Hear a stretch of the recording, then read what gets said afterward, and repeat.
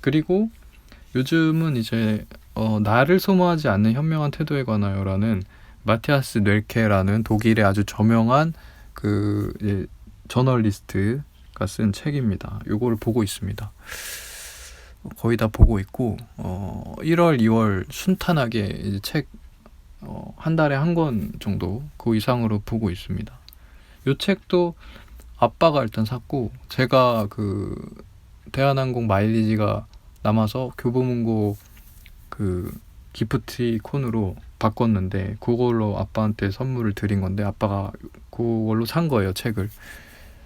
근데 나도 보니까 딱 내가 또 좋아하는 소재니까. 그리고 이딴 식의 죄송합니다. 이런 식의 좀 자기계발서를 제가 잘 안 본 지는 너무 오래됐다 보니까 오랜만에 보고 싶었어요, 그냥. 그리고 요즘은 또 어떤 생각 드냐면 제가 너무 내 고집이 좀 아집이 좀 있다라고 생각이 들어요. 그러니까 저도 어느새 그냥 안 들어버려요. 어, 너무 세상에 잡음이 많다 보니까 안 들어버리고 내가 좋아하는 것만 파는 경향이 있거든요, 저도. 그 중에 하나 자기계발서예요. 자기계발서 그냥 무턱대고 안 봐요. 그냥 어느 순간부터 한 10년 된 것 같아. 10년 이상 됐는데 그 이후에는 안 봐요, 그냥. 나한테 와닿지가 않거든. 일단 그 형식 자체가. 그 사람이 어디 유튜브 나와서 인터뷰를 하면 또 그건 또 모를까. 사람으로서 얘기하면 또 들을만 할 텐데 이게 그냥 책으로 자기계발서입니다 이러고 딱 나오는 순간 거기에 뭐라고 적혀있든 나한테 와닿지가 않아. 그 형식 자체는 이미 나한테 패스야. 그런 지가 오래돼가지고 이거 좀 너무 고착화된 거 아닌가 해가지고 봤습니다, 억지로. 처음엔 적응이 안 됐어. 그랬는데 제가 오래돼가지고 좋게 습관 들인 게 뭐냐면 나를 일단 배제하자. 내가 생각이 들기 전에 일단 이 사람 무슨 말 하는지 다시 한번 보자. 이런 차원에서의 접근이 뭐냐면은 독후감을 쓰는 겁니다. 독후감. 독후감을 쓰려면 일단은 줄거리가 어느 정도 나열이 돼야 되고, 그러니까 그 줄거리를 좀 객관적 판단을 하기 위해서 소재, 여기서 무슨 말 했는지를 좀 거기다 옮겨 적고 싶더니만, 그러니까 되게 저한테 긍정적이더라고요. 이거를 진짜 자연스럽게 나를 빼게 돼. 일단 내가 생각하는 거 판단을 멈추게 돼. 그래가지고 일단 보긴 봐. 얘가 무슨 말을 하는구나. 그러니까 자기계발서 이번에 읽는데 그 습관이 되게 도움이 많이 됐어요. 예전 같으면 그냥 이거 지금 한 며칠 안에 그냥 보고 끝내버렸을 거거든요. 근데 지금은 그렇게 안 하고 이 한 권을 들여서 얘가 무슨 말을 하고 있는데, 그래 그거 한 권이나 되니까 할 말이 그게 뭔 말일까? 있긴 있잖아. 한 권이니까 분량이 나왔잖아. 그럼 그 분량 안에 들어가 있는 내용은 있을 거 아니야, 자기가. 이렇게 보다 보니까 빠져들더라고요. 또 그 독후감을 쓰기 위해서 제가 밑줄 치고 핵심 단어들을 이렇게 다 정리하고 내용들 정리하고 이렇게 지금 메모하면서 보고 있거든요. 그러니까 얘가 무슨 말 하는지는 알겠다. 근데 결론은 비슷해. 어차피 그냥 자기계발서야, 그냥. 그런데도 얘가 뭔 말은 하는구나. 요거는 좀 알겠더라고. 여기서는 이제 겸손한 사람들 혹은 조금 조용한 사람들, 요 사람들이 가치가 있다. 그리고 어떻게 보면 또 힐링적으로 보자면 너네들 잘하고 있어, 요런 포인트가 있거든요. 그런 걸로 봤을 때는 저한테도 많이 도움이 되는 책이죠. 예전에 이제 콰이어트라는 책이 그 내성적임의 가치를 처음 이끌어낸 좀 이게 1순위 주자였던 사람이 있어요. 그 책이 있었고 되게 유명했었는데, 그거랑 요건 이제 독일에서 나온 책이거든요. 그러니까 독일 쪽에서는 요거랑 투톱이라 하더라고. 요 사람도 그 마티아스 넬케라는 요 사람이랑 괜찮았다 하더라고. 그 영역이 있다 하더라고. 우리가 이제 MBTI 혁명이 있고 나서는 내성인들, 내성적인 사람들의 가치를 존중해주는 문화가 생겼잖아요. 그런 것처럼 지금 요 영역이 있단 말이야. 내성적인 사람의 파워, 이런 걸 조명하는 책들, 영역들, 그런 책이에요. 여기서 리더가 된 사람들을 자꾸 얘기하는데, 리더가 된 사람들, 예전처럼 막 꺼드럭대거나 막 이런 종류의 사람들이 요즘 성공 못해.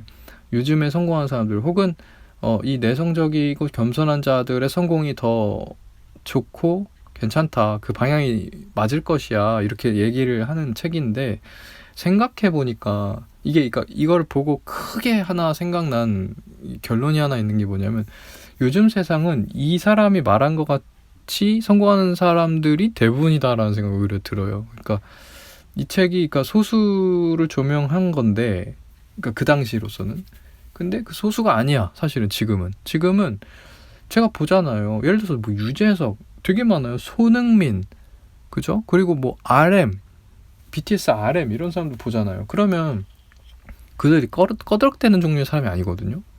그러니까 그 사람들 이 아래부터 천천히 올라가가지고 내실이 진짜 있고 이재명도 마찬가지고요.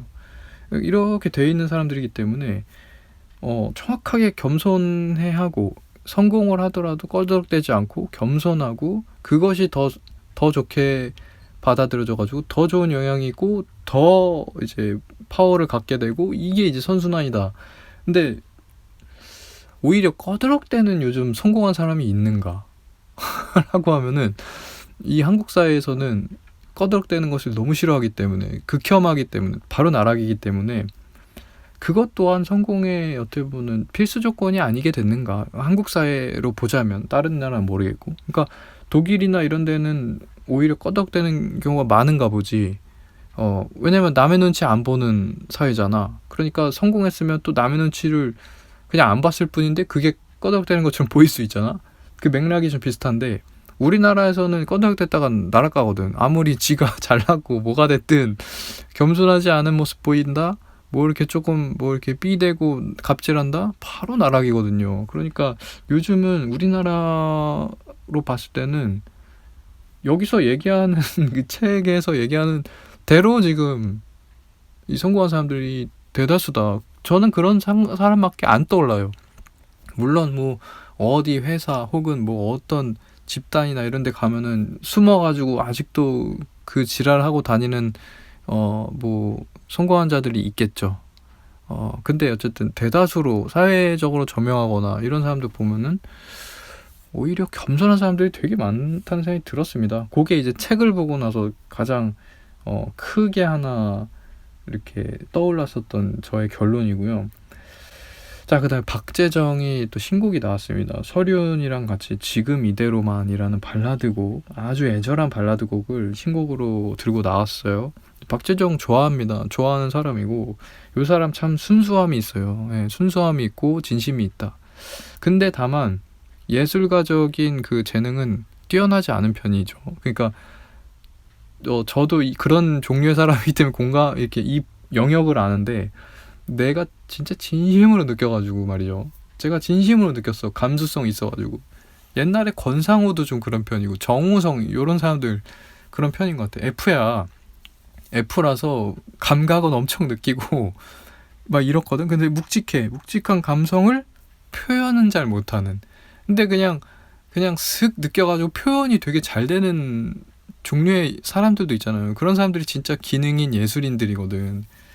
근데 안타깝게도 이런 박재정이라든지 뭐 권상우, 정우성 지금 떠오르는 사람들 이런 사람들은 내가 느끼는 건 느끼는 건데 표현은 이제 연기가 잘 안 되는 거지. 막 서툴고 이러다 보니까 정우성 지금까지 욕먹고 권상우는 이제 끝났고 막 이러니까 뭐 그런 겁니다. 근데 박재정도 그래요. 왜냐면은 요 지금 이대로만을 본인이 실제 작사 작곡을 했는데 이 사람이 뭐라고 했냐면 국세기를 할 때 이게 그리움의 끝판왕이다. 그러니까 내가 생각하는 아주 그리움의 끝, 내가 진심으로 느낀 그 그리움이라는 정서의 끝을 전해주고 싶었어. 이런 노래를 만들고 싶었어. 라고 해가지고 이 설명을 들으면 얘가 진짜 진정성 있고 또 진심으로 했다고 생각하니까 기대가 됐거든. 야, 이 정도면은 이 가사도 이제 뻔하지 않은 느낌으로 나한테 이제 독특한 소위 말해서 미감을 나한테 줄 수 있겠다. 그 감각을 저한테 줄 수 있겠다고 기대했는데 너무 뻔한 그냥 듣기 싫은 발라드에 가깝게 나와 있었다. 그래서 이게 이제 정우성 같은 종류의 예술인입니다. 아쉽게도. 그거를 뭐 예를 들어서 선우정아 뭐 장기야 예전에 뭐 검정치마 이런 사람들은 진짜 자기가 느낀 거 고스란히 그거보다 더 배가가 되어서 전달을 잘 해내잖아. 그 자기의 감성을 제대로 정확하게 담은 가사말이나 그 멜로디나 혹은 이제 곡의 구성이나 이런 걸로 확 전달을 잘 해줘. 엄청 울림 있게 듣는 사람이. 근데 박재정은 이번 곡을 보니까 그게 안 느껴지고, 그리고 이마저도 제가 이 정도의 그 본인의 진심을 담은 요런 포인트를 좀 그리움의 끝판왕을 소개해주고 싶었다. 요 정도 설명을 듣고 들었으니까 이망정이지. 이런 거 모르고 노래만 듣잖아? 많이 못 느낄 것 같다라는 생각이 들었습니다. 네. 결국에는 서륜이랑 듀엣을 한 이유가 그러니까 이 박재정이라는 사람이 되게 누굴 좋아했나 봐요. 그러니까 진짜 누구 좋아했어. 그러면 좋아하는 그 경험을 해본 사람은 너무 잘 알죠. 그러니까 진짜 그 사람에 대한 그리움 혹은 그 쓸쓸함, 공허함, 그 아픔, 슬픔, 그리고 그 플러스 되는 감정이 뭐냐면 그 사람도 나처럼 이렇게 아파했으면 좋겠어. 나를 좀 생각해줬으면 좋겠어. 내가 생각하는 만큼 너도 나를 생각해줬으면 얼마나 행복할까. 요게 좀 그 방향성이 있는 것 같아요. 그리움의 끝에 치닫는다는 것은, 그러니까 걔가 내만큼 좀 아파했으면 좋겠어. 막 이런 마음이 좀 든달까? 그러니까 그걸 좀 표현하기 위해서 이제 여성 이제 보컬과 남성 보컬이 번갈아 가면서 같은 마음이었어 사실은, 막 요런 구성을 줬다고 하더라고요. 근데 전혀 느껴지진 않아. 예를 들면 예전에 그 유희열 토이가 윤상의 보컬로 얘기했던 같은 시간에 우린 어쩌면 서로를 누르는지도 몰라 소심한 내 성격에 눈을 지나고 있잖아 내가 현관문 나설 때마다 어쨌든 이런 노래 어쩌면 우리는인가? 그 노래 같이 와닿게 이 곡이 그랬으면 좋았을 텐데 그렇지 않았다는 거예요. 그러니까 그 토이 노래는 내가 지금 이렇게 있는데 너도 나처럼 현관문 나설 때 뭐 열쇠고리나 이런 걸 봤을 때 나를 한번 이렇게 떠올렸을 수도 있어. 요게 좀 더 여운이 있고 현실감 있고 공감이 되고 감성적으로 더 촉촉하게 다가와요.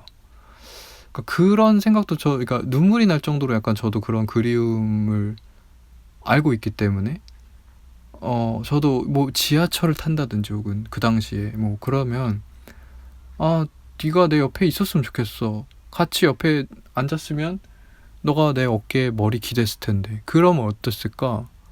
너도 나랑 같이 머리 기댔었던 이 시외버스 타면 나를 좀 떠올리지 않았을까? 나는 지금 그러고 있는데 너도 좀 그런 순간이 있지 않았을까? 그리고 그 끝에는 뭡니까? 그런 순간이 너도 있었으면 좋겠어 라는 결론이죠. 박재정 노래 요번이 그런 가사인데 가사말이 너무나 이렇게 비중으로 보자면 틀에 박혀 있는 것 같아서 잘 와닿지 않는 가사 부분이 더 많아요. 그리고 특히나 고음 치고 올라가는 그 부분에서는 너무 뻔한 가사말처럼 담겨 있고 너무 정말 한 진짜 몇 천만 번 들은 것 같은 그 뻔한 멜로디와 가사말로 저는 들려요. 그러니까 되게 아쉬운 거죠. 자기 진심이 그만큼 담겨 있는데도 그거의 10분의 1도 안 담겨 있기 때문에 오히려 이 가사에 이 곡의 초반이 좀 담겨 있는 것 같다는 느낌입니다. 저는 초반에가 나도 뭐 이랬으면 좋겠는데 넌 어떠니? 그러면서 서륜도 같이 번갈아가면서 얘기할 때 그때가 그렇고 그러니까 좀 지금 박재정이 곡을 너무 고음을 치는 것을 안 하는 방식의 발라드였어야 되지 않나? 라는 생각이 들어요. 이거 개인 취향인가? 아무튼 이게 고음 치는 발라드가 되면은 그 안에 진심을 담아내기가 진짜 좀 어려운 것 같다는 생각이 들어요. 그러니까 그거에 맞는 화법이 따로 있다. 그건 오히려 진심의 영역보다는 이제 기능적인 영역으로 들어가야 된다. 그러니까 진짜 그거는 작사 작곡 그 꾼들 옛날에 김영석이 막 몇천 곡씩 뽑아가지고 모든 곡이 감동이 있는 곡을 만들어내던 그 김영석 같은 꾼, 윤일상 이런 라인들, 그 정도 이제 기능인들이 돼야 고음 치는 발라드도 이렇게 뭐 윤종신 이렇게, 그게 오히려 그쪽이 더 낫지 않나? 그러니까 내가 진짜 순수하게 진심을 가지고 곡을 만들고 그 그리움을 진짜 전달하고 싶은 그 포인트가 있었다면 이 고음 치는 영역에선 어떻게 해도 잘 담아내기가 좀 쉽지 않은 그런 부분이 아닐까라는 생각이 듭니다. 그래가지고 오히려 그 앞에 잔잔하게 그 A 파트 들어갈 때 거기에서의 가사가 조금 느껴진더라. 얘가 무슨 그리움을 겪었었고 그걸 어떻게 어떤 방식으로 전달하고 싶었는지가 거기서 느껴지는데, 막 고음 치고 올라가고 막 거기서 막 가사가 배치돼 있고 막 들어가는데 거기는 그냥 안 들려. 그냥 시끄러. 그냥 뻔하네 막 이렇게 느껴졌다는 감상입니다. 그래서 박재정은 참 좋아하고 응원하는데 요 곡이 과연 잘 될까? 헤어지자 말해요는 기능적인 곡 아닌가요? 저는 그렇게 봅니다. 그러니까 잘 됐죠.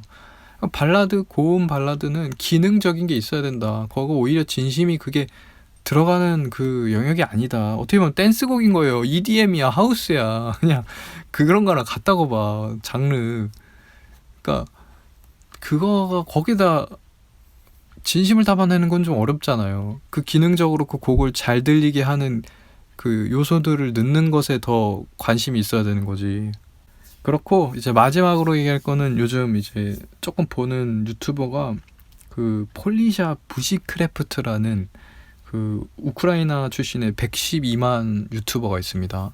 그 사람이 뭐냐면은 진짜 그냥 도끼나 간단한 도구들로 어디 그냥 외딴 숲에 들어가가지고 거기서 그냥 뚝딱뚝딱 해서 건축해서 하루 묵고 나오는 거예요. 역시 모든 덕들의 최고는 양덕이라고 하는 것처럼 대단하다. 진짜 우리나라에서는 거의 찾아볼 수 없는 종류의 그런 이렇게 손재주와 창의성과 우리나라에서는 절대 못 나와요. 저런 사람들. 그리고 그 불편함을 이겨내는 그런 바이브 이런 거는 우리나라에 없어요. 그래서 진짜 단시간에 비교적 단시간에 100만 유튜버가 된 사람입니다. 그래서 이걸 틀어놓고 자기 전에 틀어놓으면 너무 좋은데 저 같은 사람이 너무 태반이죠. 댓글 보면은 자기 전에 이거 보고 있는 사람 손 해가지고 영어로 써있어. 나도 그냥 좋아요 따봉 하나 눌러줍니다. 아무튼 이 사람이 너무 천재예요. 그러니까 이 사람 뭐냐면은 그 뚝딱뚝딱 그 야생의 원초적인 건축으로 힐링을 전해주는 콘텐츠인데, 건축으로 힐링을 전해준다는 것은 그 한 10단계 위에 있는 고수인 거죠. 그러니까 건축이라는 거는 진짜 힐링이랑 연결될 수 없을 정도로 안 맞고 거추장스러운 걸 막 이렇게 내가 계산해가지고 막 하고 골똘하고 막 이런 영역이거든. 그러니까 그거 보는 거는 절대 힐링이 될 수 없어요. 근데 딱딱 맞아, 딱딱. 그것도 뭐 준비된 재료가 아니라 거기서 그냥 나무 베가지고 그 나무를 일렬로 깎아서 그거를 그 크기를 설정해가지고 문으로 만들고 그걸 엮고 그 굴뚝을 만들고 거기 안에 간이 그 침대를 이제 흙이랑 같이 해서 만들고, 이거는 내가 거기다 댓글도 썼지만 이거 있을 수 없는 일이야. 그거로 힐링이 되거든. 그 정갈함에 깔끔하게 탁탁 맞아떨어지는 게 현실에서 해보면 말이 안 돼. 근데 그거를 그냥 책상 하나 잠깐 만드는 것도 아니고 진짜 그냥 이렇게 내가 하루 묵을 공간을 삽으로 파가지고 그걸 만들어. 자연물을 이용해가지고. 근데 너무 찰떡이야. 이거 보는 게 힐링이야. 그러니까 그 정도로 힐링이 될 정도면은 진짜 이 천재성이 어느 정도 천재성인지 감도 안 온다니까. 어느 정도 천재적이야 이게. 그냥 그려지나 봐. 그걸 공간을 딱 보면은 이거 이렇게 돼야겠다. 근데 그리고 그걸 할 수 있는 크래프트, 그러니까 거의 이거 공예가야 보니까 이게 건축가이면서도 작게는 공예가적인 기질이 있더라고. 그러니까 잘 만들어. 흙으로 막 이렇게 예를 들어서 빚어가지고 그 화로 같은 거 잘 만들더라고. 그러니까 거의 크래프트면서 건축가이면서 이게 이런 사람은 진짜 능력자인 거지. 내가 공간이 그냥 그려지고 구성이 되는 거, 이게 첫 번째 필요하고, 그거를 손으로 손재주가 있어서 그걸 만들 수 있어야 돼. 그러니까 똑딱똑딱 자르기도 잘 자르고, 숙련돼 있고, 그거를 이제 흙도 잘 빚고, 어디서 뭐 해야 되는지도 싹 머리에 있는 거야. 그 뭐 이렇게 봐가면서 하는 게 하나도 없어. 그냥 아무것도 안 보고 그거 그냥 하거든. 거의 반나절 정도 해 맨날. 야, 그러니까 그게 어느 정도 천재인지 감도 안 온다. 내가 한다고 생각하면 이 사람이 너무나 쉬워 보였었던 것들이 하나도 안 될 거예요, 아마. 이거 한 일주일 줘도 당연히 안 되지. 근데 그거를 반나절 동안 한다? 제가 아까 말했듯이 누가 우리가 봤는데 그게 쉬워 보인다. 그럼 그게 쉬운 게 아니라 그 사람이 한 진짜 10단계는 위에 있는 고수다. 이렇게 본다는 거고, 이 사람이 딱 그렇습니다. 이게 힐링으로 다가온다는 거는 진짜 감도 않을 정도의 고수임을 내가 이제 압니다. 어쨌든 그러면서 힐링하면서 이렇게 보면서 잔다. 그리고 요거 이제 관련해서 이제 관련 유튜버들도 되게 많이 나오는데, 그 서양 사람들이 어쨌든 이런 거 너무 잘해. 근데 우리나라에서 지켜볼 수 없을 영역의 모습이라서 그거 흥미롭습니다. 보는데 아무튼 되게 힐링이 있고 요즘 가장 즐겨보는 유튜버였습니다. 자, 여기까지 하고 이제 마치겠습니다. 감사합니다.